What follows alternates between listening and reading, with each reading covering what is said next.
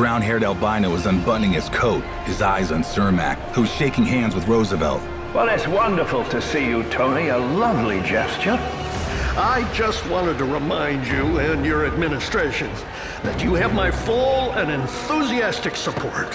The albino assassin was reaching under his coat, but I grabbed his arm and pulled it away, and his hand came back empty, the gun still under his arm as his coat flapped. I buried a fist in his belly and doubled him over.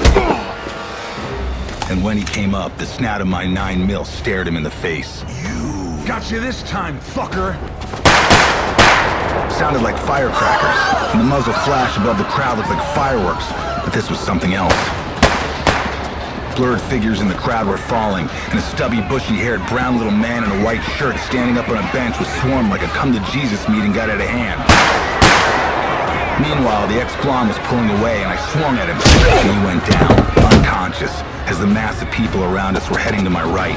I moved against the tide towards Cermak, pushing, shoving, and got to that touring car where Miller and Lang were crouched over the fallen Cermak, red spreading from his left side under his unbuttoned suit coat. Where? Where were the goddamn bodyguards? I had the blonde, Your Honor. He didn't fire the round. Some bushy-haired little creep. This was no time to tell him he'd been shot by his son-in-law's gardener. What the hell?